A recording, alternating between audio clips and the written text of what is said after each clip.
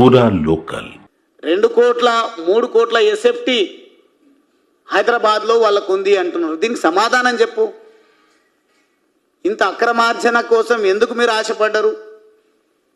మీరు ఉద్యమాలు నిర్మించాలన్న రోజు గువ్వల బాలరాజ్ మహబూబ్ నగర్ పాలమూరు ప్రజాగర్జన అంటే గువ్వల బాలరాజ్ ఎన్ని డబ్బులు ఇచ్చిందో నీకు తెలియకపోవచ్చు, కానీ పార్టీలో ఎవరైతే ఉన్నారో వాళ్ళని అడగండి. ఈరోజు పెట్టుబడిదారులు నీ పంచాన చేరుండొచ్చు. అదే వందల వేల కోట్లు సంపాదించినటువంటి వాళ్ళు నీ పార్టీని నడిపిస్తారు అనే విశ్వాసం నీకు ఉండొచ్చు. పార్టీ నడుస్తుంది, కానీ ఓట్లు మాత్రం రాలవు. రేపు రాబోయే రోజులలో మిమ్మల్ని రాజకీయంగా సమాధి చేయడం కోసమే నేను నిర్ణయం తీసుకొని రావడం జరిగింది.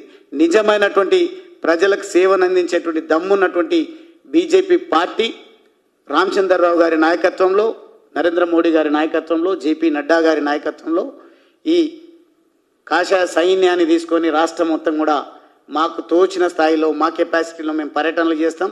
మొత్తంగా మీరేదైతే మా పైన సంబంధాన్ని అంటగట్టేటువంటి ప్రయత్నం చేస్తూ ఉన్నారో, మీరెట్లా కాంగ్రెస్ అదేవిధంగా బీఆర్ఎస్ ఏ రకంగా ఒకటైనరో, అందుకే ఈ మధ్యకాలంలో రేవంత్ రెడ్డి గారు 20 నెలల ఎంక్వైరీ తర్వాత మొన్న ఇచ్చిండు సిబిఐకి కాళేశ్వరంలో అవినీతి జరిగినటువంటి విషయం.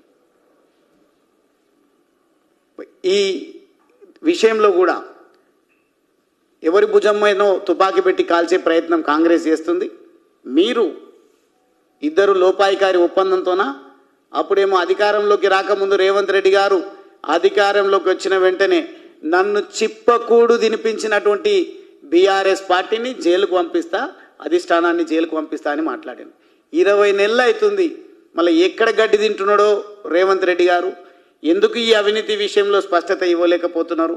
ఎందుకు మీ పరిధిలో ఉన్నటువంటి కేసును సిబిఐకి అప్పచెప్పినారు?